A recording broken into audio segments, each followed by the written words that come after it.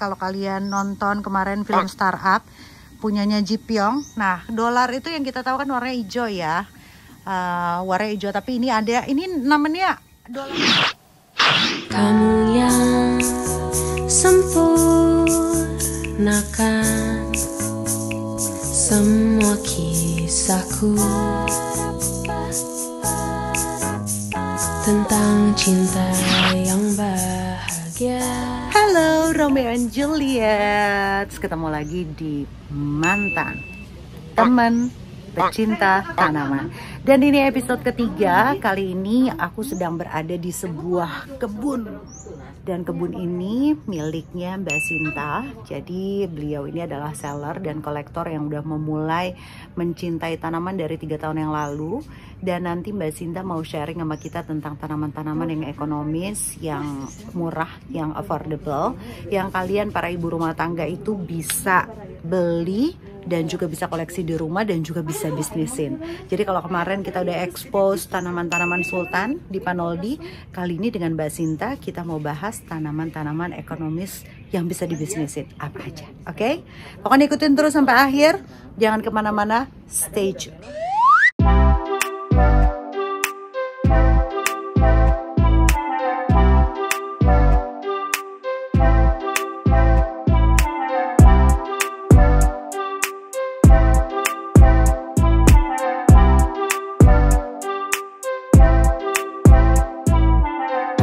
Kita sekarang sudah ketemu dengan Teh Sinta.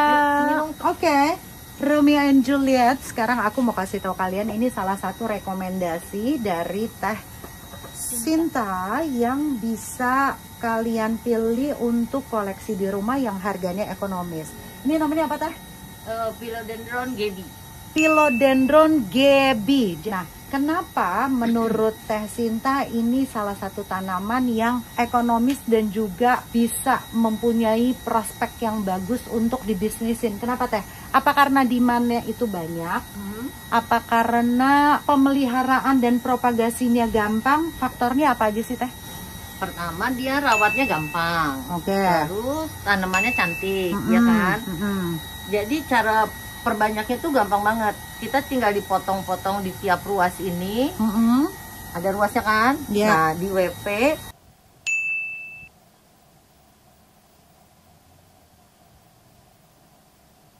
habis itu nanti kita bisa tanam di lumut setelah akarnya keluar.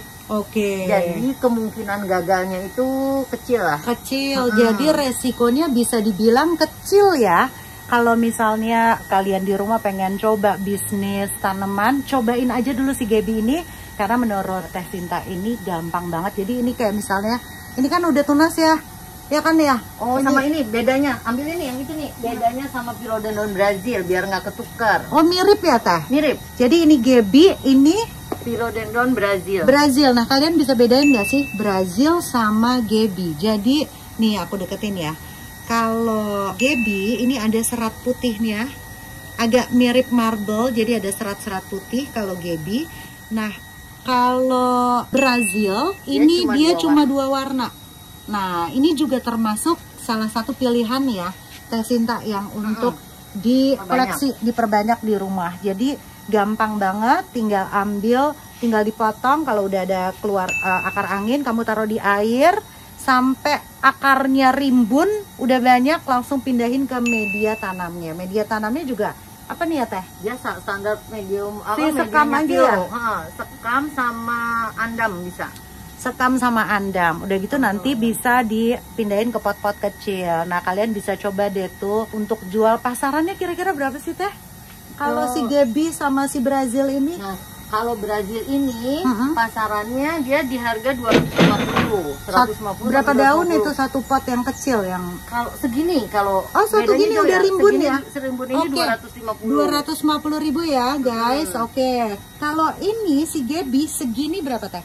Kalau Gaby itu pokoknya hitungannya kira-kira dia di 4 daun itu di 500. 2 kali lipatnya, bahkan lebih dong, karena ini 4 daun. Nah, tapi kalian bisa memulai dengan memperbanyak atau mempropagasi dikecil-kecil dulu, nanti udah merambat lumayan banyak, kalian mau jual dengan harga lebih mahal dari harga kalian beli dulunya, itu udah sangat menguntungkan, udah balik modal ya. Karena nggak, dia cepet, jadi kita jualnya kalau misalnya jual ekonomis, kita jual aja di satu daun atau Iya. dua daun Iya. kan, karena dia pertumbuhannya cepat. iya, Gitu. nggak selama kalau kita miara Calathea.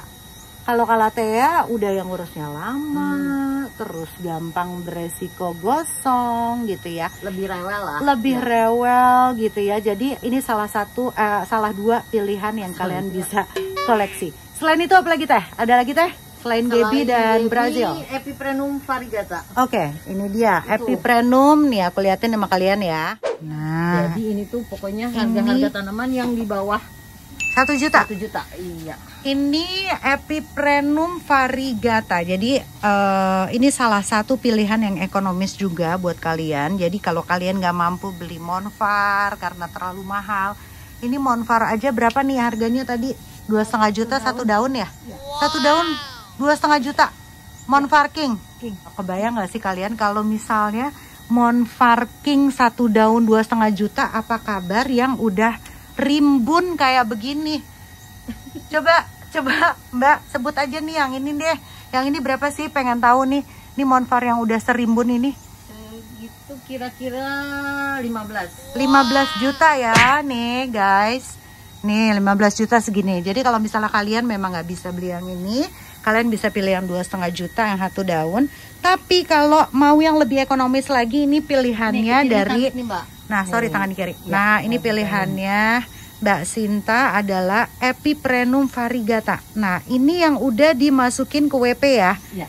Jadi habis dipotong si akar anginnya, terus ditaruh di air, keluarlah akar-akar seperti ini. Baru pindahin ke media tanam. Nah, ini segini dijual berapa nih, Mbak? Kalau misalnya segini 150.000 kan? Tuh.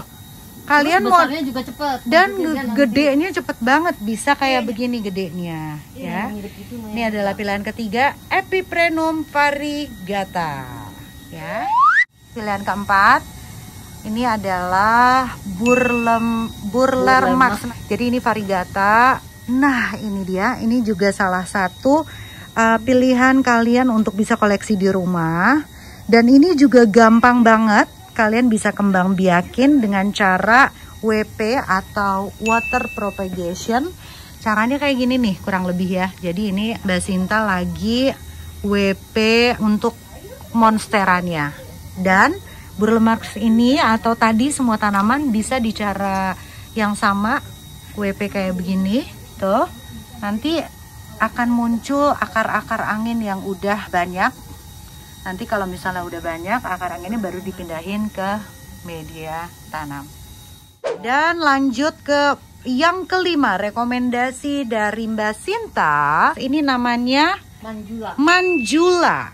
Jadi variegata itu nggak melulu hanya monstera, nggak melulu hanya bilitiae, nggak melulu hanya verde dan lain sebagainya yang mahal-mahal.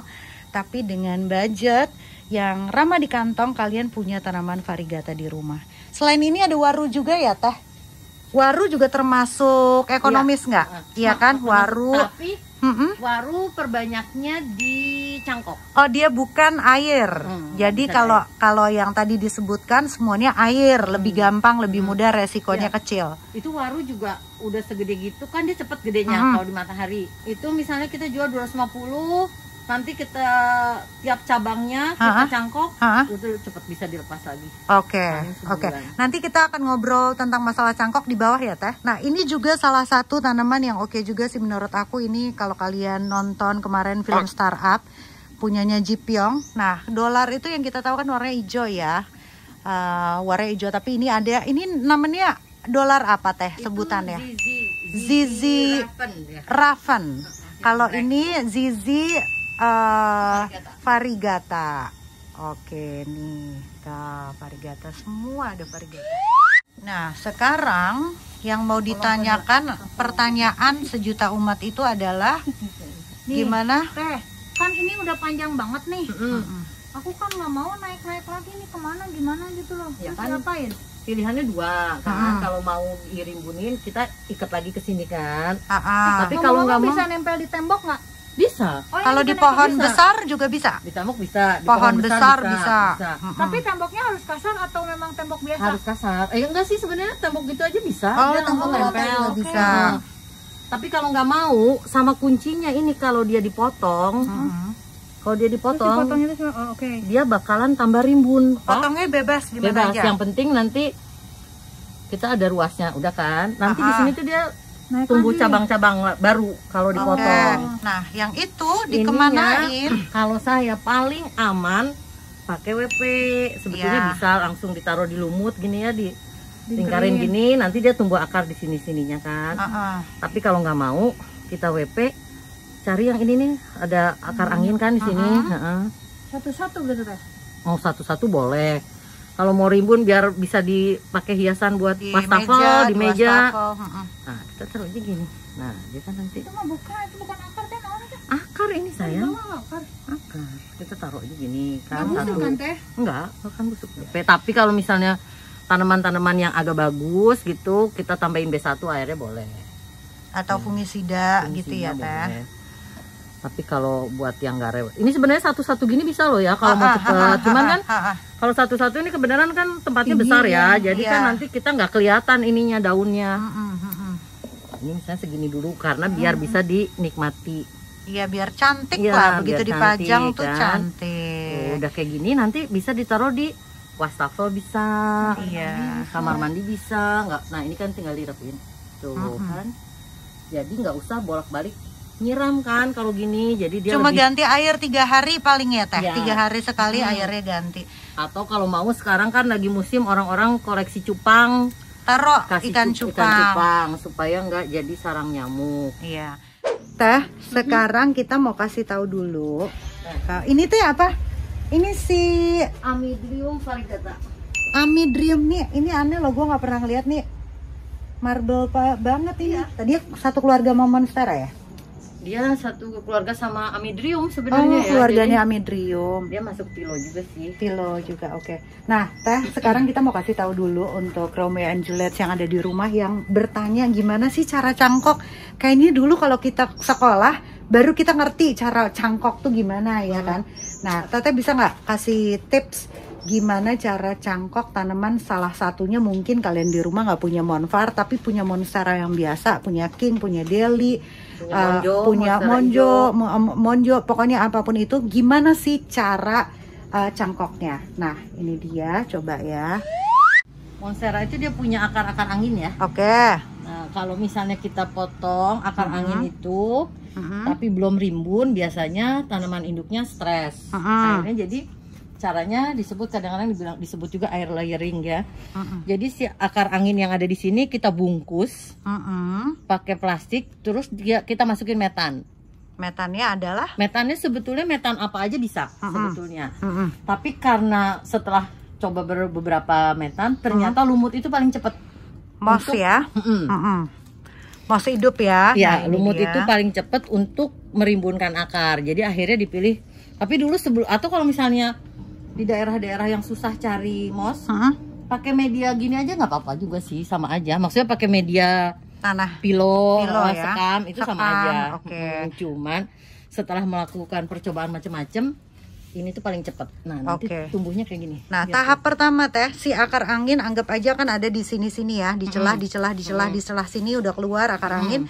Bagian akar angin yang dibungkus. Nah, lumutnya ini harus direndam B1 dulu kah? Atau nggak perlu? sebaiknya sih direndam B1 dulu. Rendam B1, habis itu kita peres supaya Peres. tidak terlalu Lembab, basah. terlalu basah. lembab.